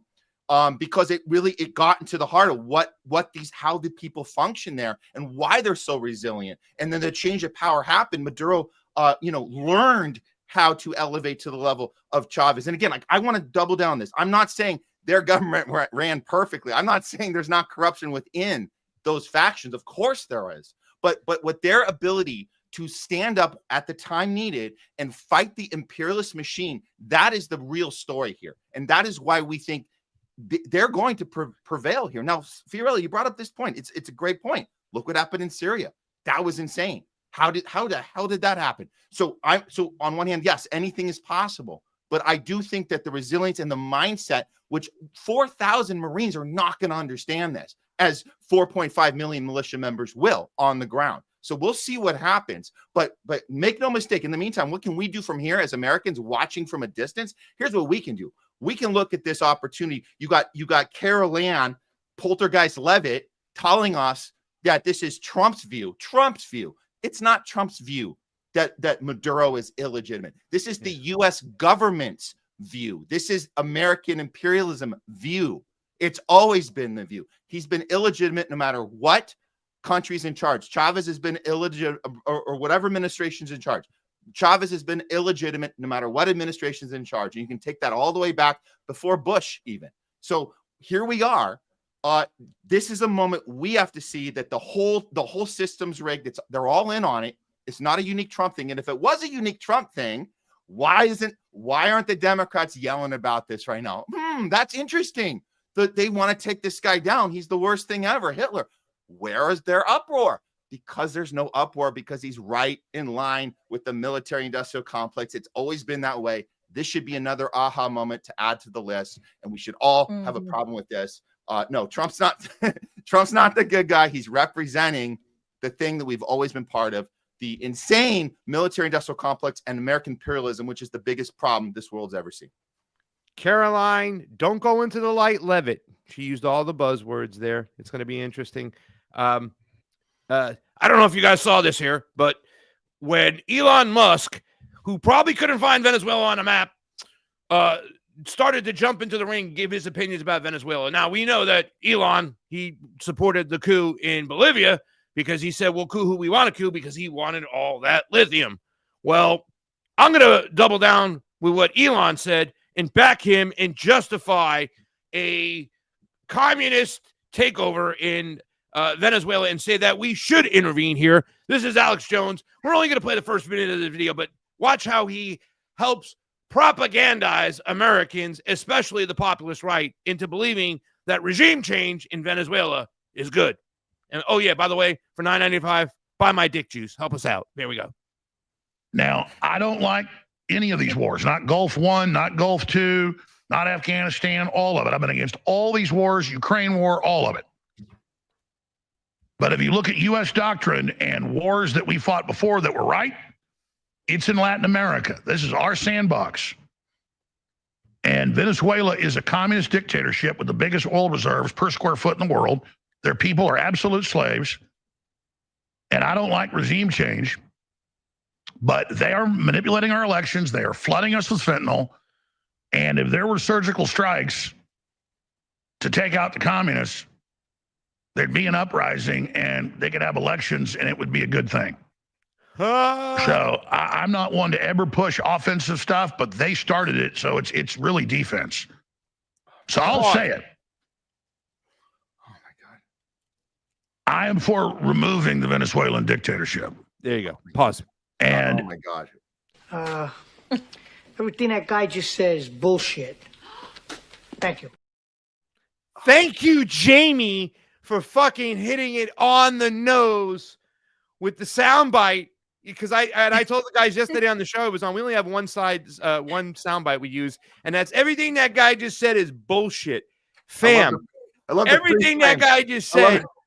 All right? I love his face right there. That's great. That sums it up right there. Somebody get a meme. Where you at, Margavia? Get a meme. Get something going. I mean, holy shit! Lie after lie, repeating CIA point after CIA point. We always attack the elections. You see, that's the best way to delegitimize a government out there, and you don't want them empowered. You want to take them over. Talk about their elections. Say they didn't have actual elections. Show that they didn't provide the proper democratic system that needs to be in place for a democracy.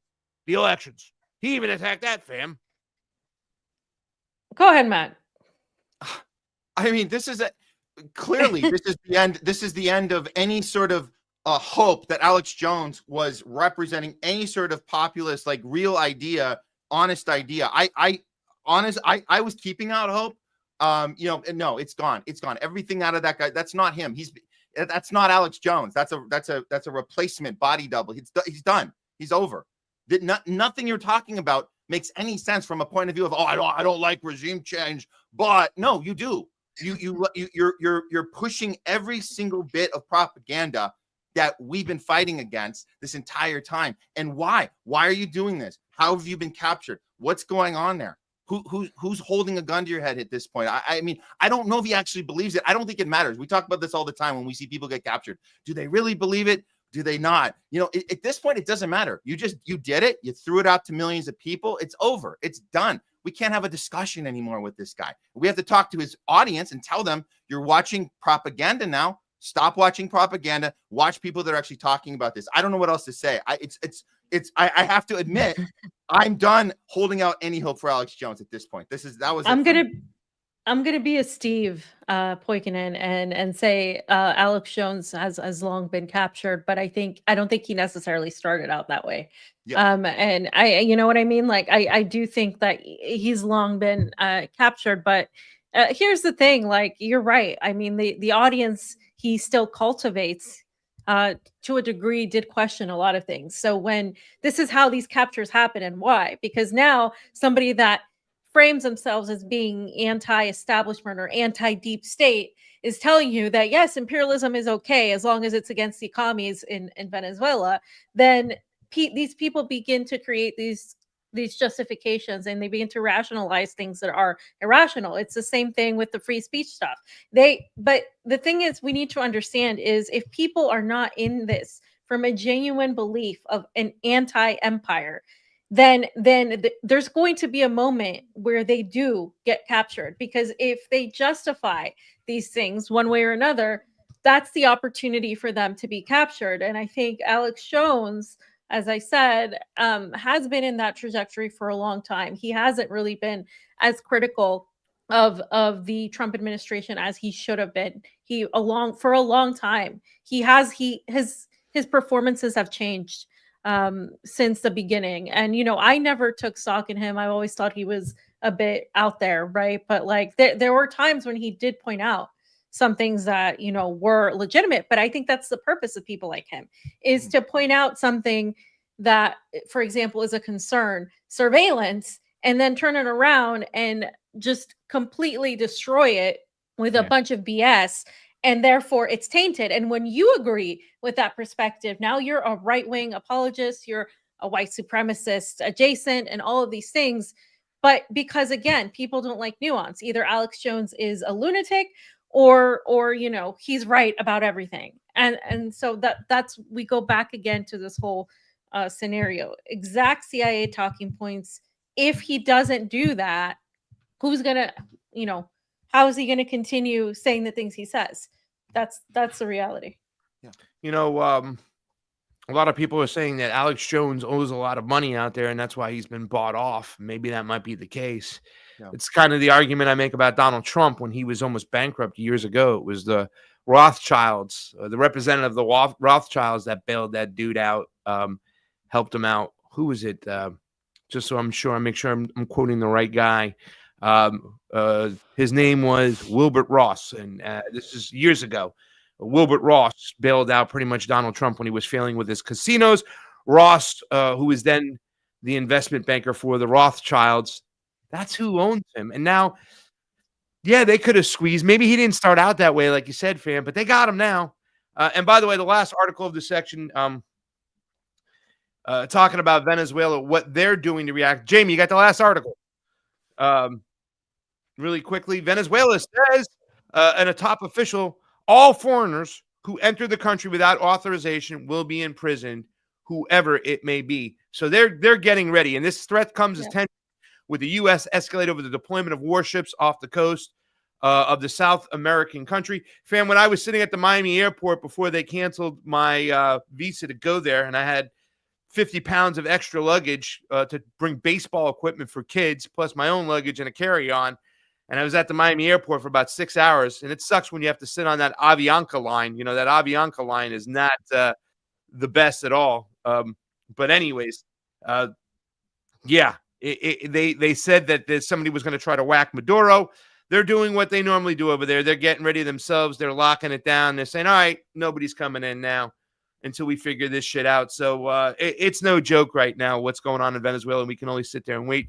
But it sucks like people like Alex Jones and Elon Musk, and I was never big fans of them anyways, and it's not like they disappointed me on a personal level. I just know how much influence both of those two gentlemen have. When they talk this way now about Venezuela, and a lot of people are going along. I heard a lot of libertarians talk about, if we do this, then we turn into Venezuela. It's like, do you even know what's going on in Venezuela? Do I need the Scott Horton faction of the Libertarian Party to explain to you how sanctions and a blockade and being against the empire has hurt Venezuela so much? It's not about really their economic system. You know what I'm saying? It's more about what's going on in the empire.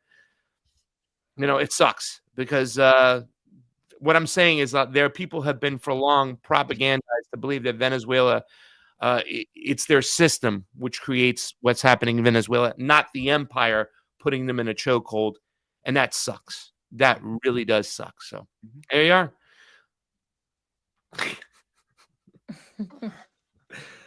There it is. Next, we could do better. than Jayme that. just created that. That is awesome, Jayme. Send that over. Let's tweet that out, guys. It's a little Thank you for cheesy. helping out and watching the show today, sharing. There's a lot of people watching on Twitter, on FAM's Twitter. We got almost 1,300 people. We want to get over 100 on the YouTube, so help us out, share it out. That's a censored channel. The people are still chilling out, hanging out on the Rumble, so we love you for doing that. All the people involved, Kurt Bass, Grapentine, Anna Ringwall. Thank you so much, guys, for so long. What's her name? Kim Schwari, Kate was there. 3-Chord Grifter. A dingo ate me, baby. Hanging on out. Old school people. So we love you, and we do appreciate it. I think it was Natalie. We do love you, yeah. Natalie has been been very present lately on Twitter. I've been seeing her. She's been seeing her on other shows. So thank you so Natalie Williams, that is. Thank you so much for helping out. We love you, Natalie. Old school people hanging out. We know our ride or die people will always show up for us, fam. You are living in the land of Russia, of rubles, of vodka. What is going on? Huh? Rubles. Rubles. Rubles, not rubles. Not rupees. Yeah. Not rubles. Rubles. The growing fastest currency in the globe right now. Rubles, fam. What is going on? Have you heard anything from your buddy Lavrov?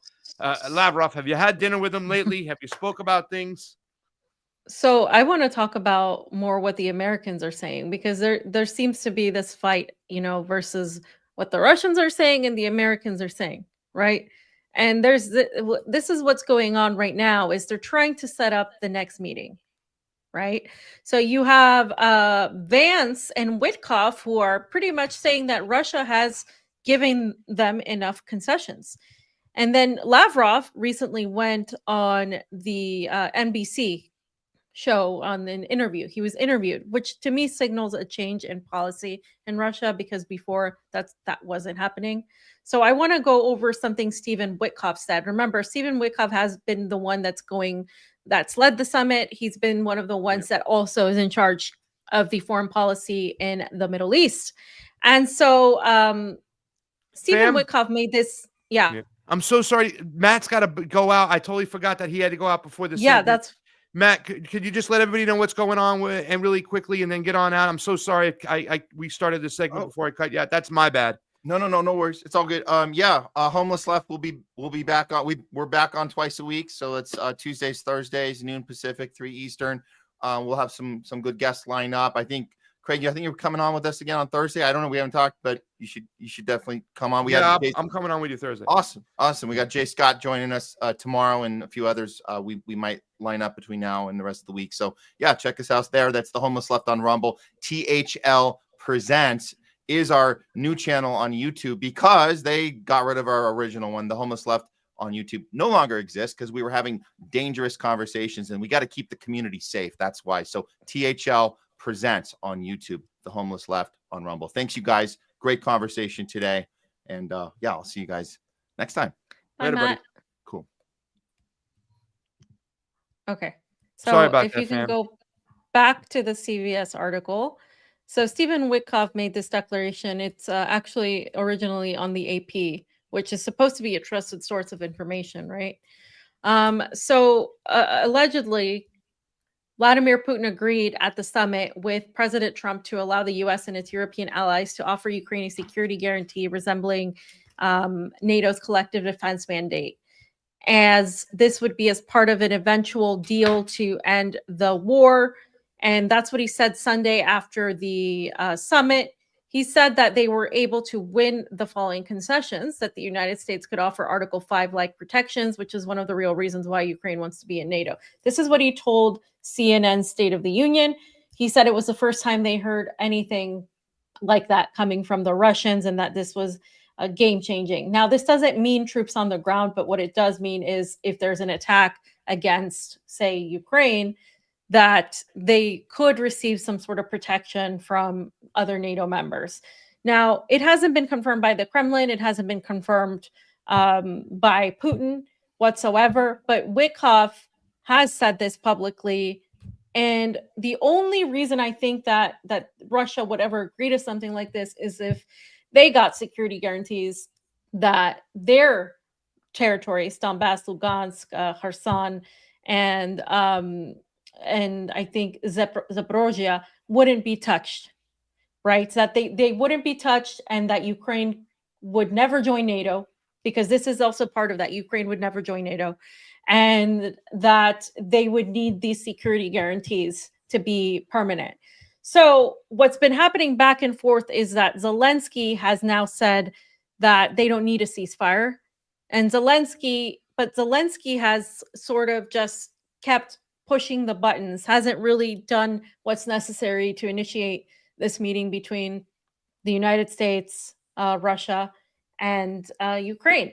And so when Lavrov went on these interviews, he kind of made that point. But I just want to also point this out by Vance, the Telesur link, if you can just post that one up. The Telesur link is talking about how Russia made significant concessions on Ukraine. This is now also said by J.D. Vance, the vice president. And when he's talking about this, he says that these are the concessions aimed at the Ukraine war. In an interview with NBC, Vance rejected the notion that Moscow was, quote, stringing along President Donald Trump. And he said that the Russians have been flexible on some of their demands. I think the Russians have made significant concessions to President Trump for the first time in 3.5 years of the conflict. They've actually been willing to be flexible on some of their core demands. They've talked about what would be necessary to end the war. Of course, they haven't been completely there yet, or the war would be over, but we're engaging in this diplomatic process in good faith, the U.S. vice president added. So it's interesting. This lady is the one that's being doing the interview. I forget her name, but she's the idiot that always interviews these people, and she's dumb. She's Welker? really, really bad. Kristen I don't Welker. know what her name is. Kristen Yeah, Welker. okay. Yeah, so no, I just want to hear your thoughts on that. But what I think could potentially be happening is since February of this year, the United States and Russia have talked about deals related to the Arctic and deals related to minerals in the Donbass, Ukraine area that's in contention. So I do think there is some elements to a potential cooperation. It has been said by Lavrov. It has been said by Russian Foreign Ministry or the Russian Kremlin spokesperson, Dmitry Peskov, and it's been said by Putin that they wish to have good relations with the United States. These are things that people don't like. These are things that people are against, but these are things that have been said. And when we talk about the economic shift that's happening all over the world, focusing on these minerals, a lot of this makes a lot of sense. So I just want to hear your thoughts on that before we go to the Lavrov interview, where he clarifies a lot of things.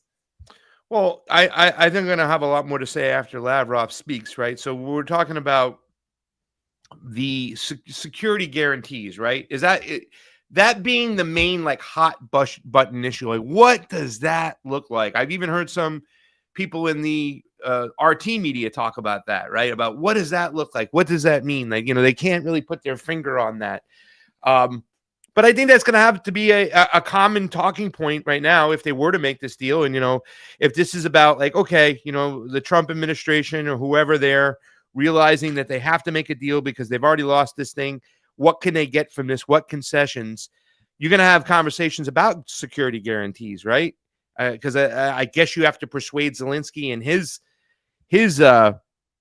government that you'll have security guarantees if you make this deal, but you're gonna have to make this deal. So I want to play. First of all, I love the fact that Lavrov can do the interviews in English, right?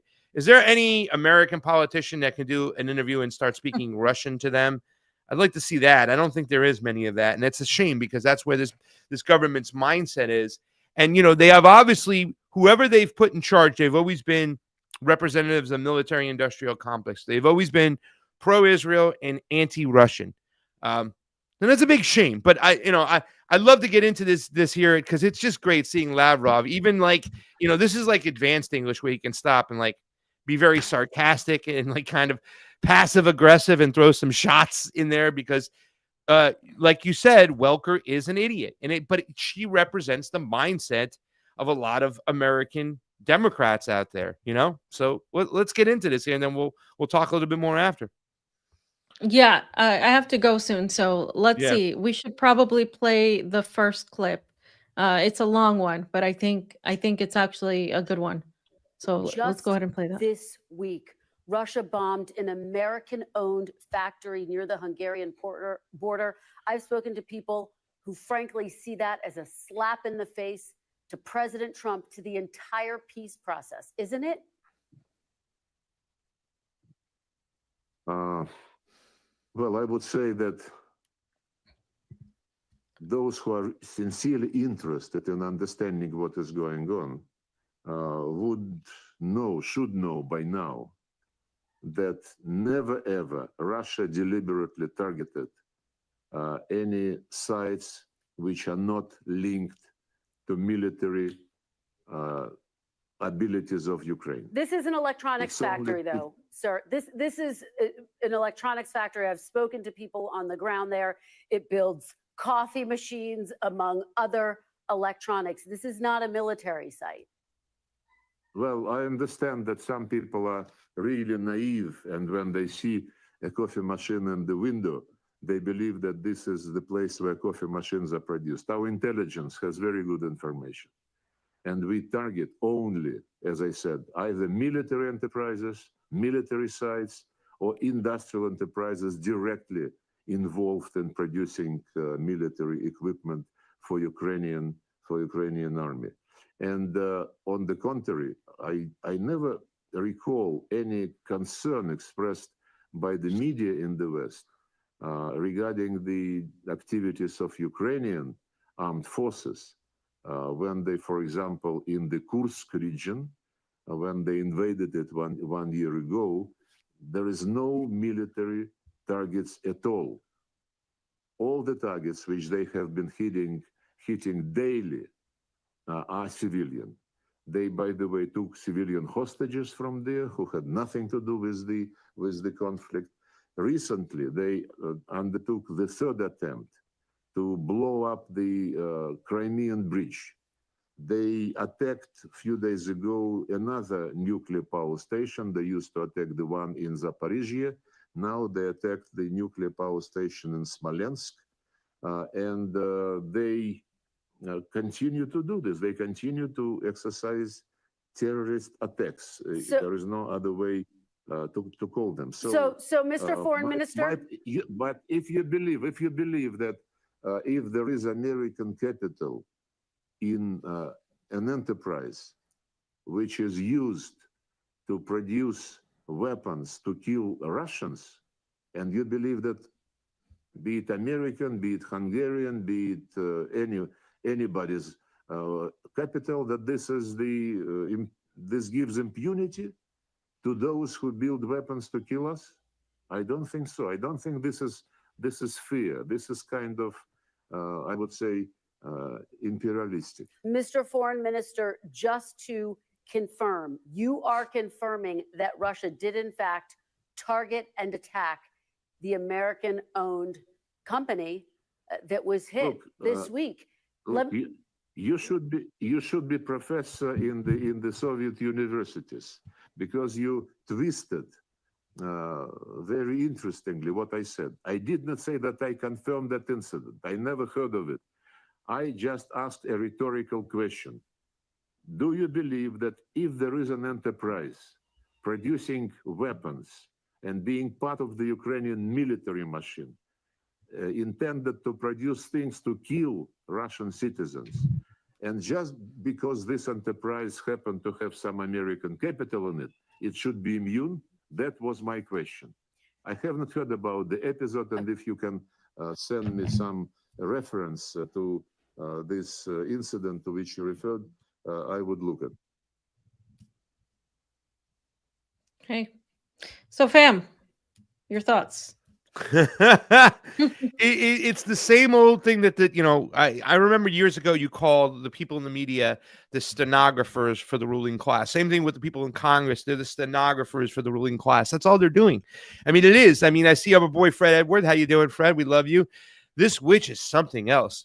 He had a JFC in front of it because I don't want to repeat that because this is the year of our Lord and I don't want any blasphemy. But yeah, I mean, it is nuts. And this, how stupid do they think the people are? But then I start thinking, well, there might be a lot of stupid people out there that are convincing with this type of line of questioning. That's what I appreciate about Lavrov. I've never said this. I'm saying if this were the case, and yeah, so rightfully so, where the fuck were you when the Azov battalion was bombing civilians and only civilians in the Donbass for like what, 4 or 5 fucking years with American-made weapons funded by us, women and children living in the basement, eating pickled vegetables because they can't come up for fucking air because they're being terrorized? Where's the hypocrisy? Where's your questioning on that, Mrs. Welker? 8 years, thank you. Yeah, I mean, I think she is. I mean, I think a lot of these people that work for mainstream media are like she wanted to get him on this point. So you're saying that Russia did attack Ukraine essentially? But she's ignoring the reasons for any sort of retaliation. She's ignoring the fact that they received information that there was that the Ukrainians were doing what they accused the Russians of, that they were hiding actual weapons behind a coffee factory. I mean, this is the truth. They never talk about what Ukraine has done. I think they just bombed Belgorod, and because of Ukraine, when I was in the area closer to Crimea, the internet wasn't working. The drones, because of the drones coming in, it destabilizes everything. There's in the water, they have to watch out for things in the water. It's a whole thing. It really disrupts everything. So they never talk about that sort of thing, though. So it just doesn't fit their narrative. The last thing I think it's important to point out, fam, we'll just play the next video, Jayme, just the next one. This one is important because he's talking about Zelensky, right? Because one of the things that Moscow has said is that they are waiting for Zelensky to make a plan. They're waiting for something serious to happen. They are willing to meet with the US, but they consider Zelensky a de facto leader because we know that Zelensky was placed. And then that is not indisputable. That is indisputable. Zelensky was placed by the United States, by the West. So he's not going to say that, he's the real leader. He's going to say, well, in this respect, he's the leader. So I want to play that because I think that says a lot as to why negotiations have taken place between the United States and Russia, but not necessarily Ukraine. So it's funny because the way the United States media criticizes Maduro, they're right about not Maduro, but what they're saying about Maduro is right about Zelensky. You know what I'm saying? It's like, it's crazy. Go ahead. Go play this.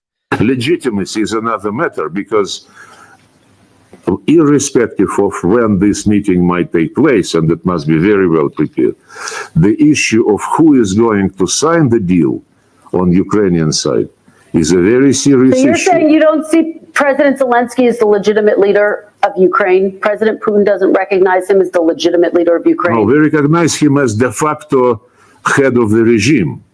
And in this capacity, we are ready to meet with him. But when it comes to signing legal documents, now you want to have the entire picture, just part of it, which suits you.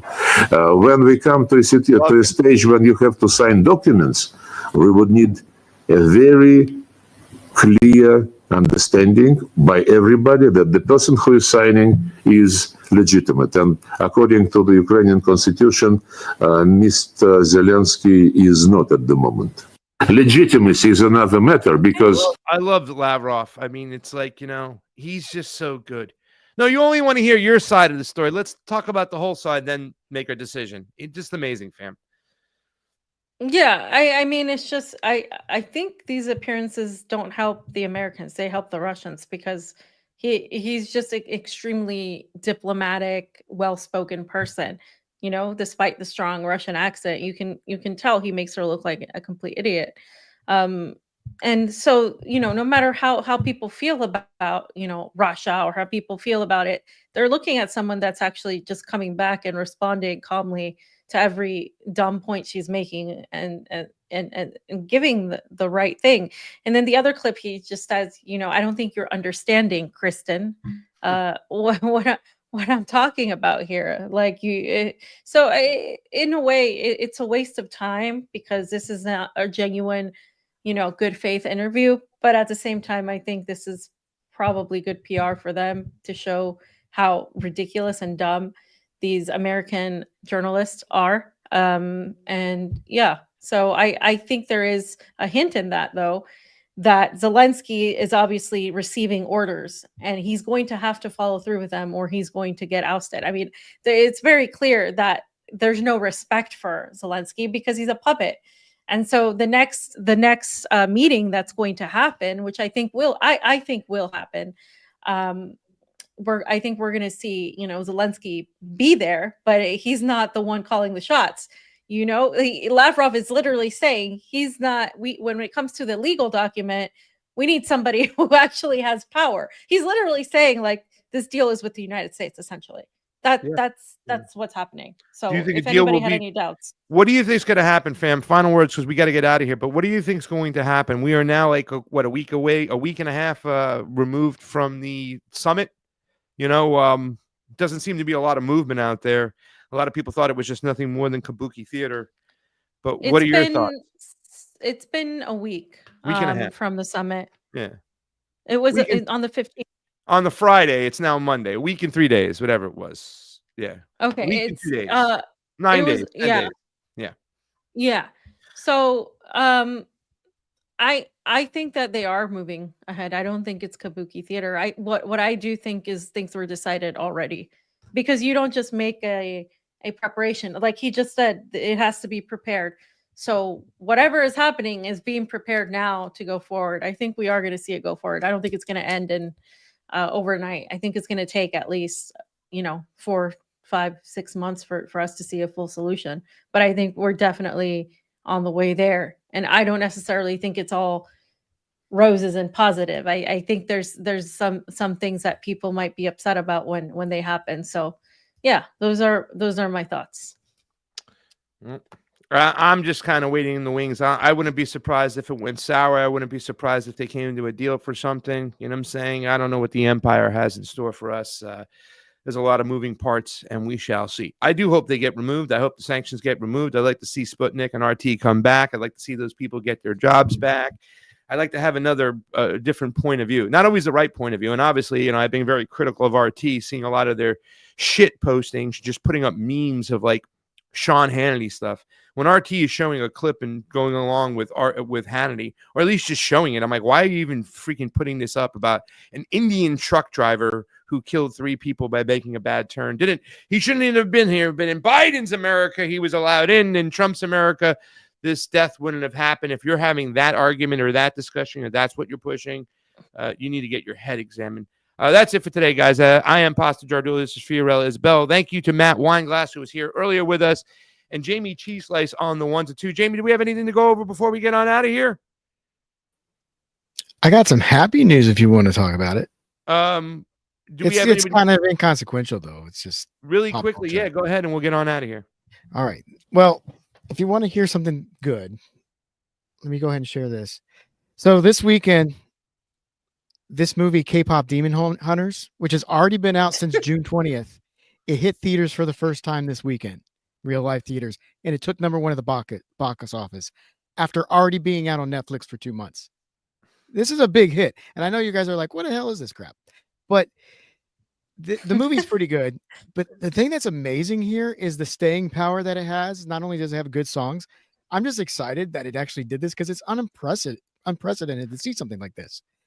But the last movie to kind of do this and hit like this was probably Frozen. So I'm just pretty excited that something that's new and original hit theaters, made people happy. It was an event movie. People got to go out to the theaters and see something. We don't get that kind of feeling like that anymore. And I know we were talking about like all the bad news that's happening lately, but this was something that was good. And a lot of Americans got to go out and experience something, and we're excited about this. So, but what I'm talking about in terms of like the watching of this is like the top movies on Netflix, and you'll see most of them follow the same trend where they get their big views up front, and then they steady it out. But this purple line is this movie K-pop Demon Hunters, and it's been a steady stream going up week after week after week. It's just, what's the movie about? It's unprecedented.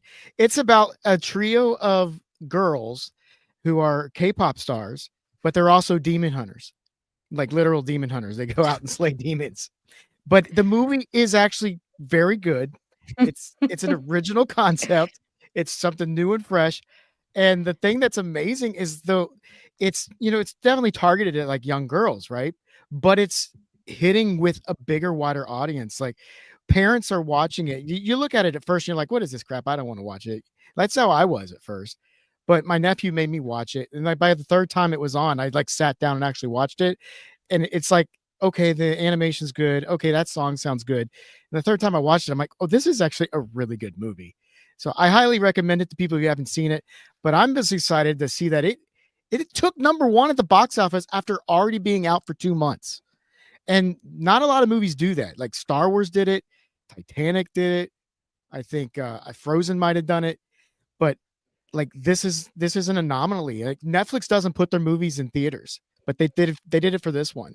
So I just thought it seems like a rewrite anime style of Buffy the Vampire Slayer. It kind of is. Trying to come back. It kind of is, but the songs are damn good.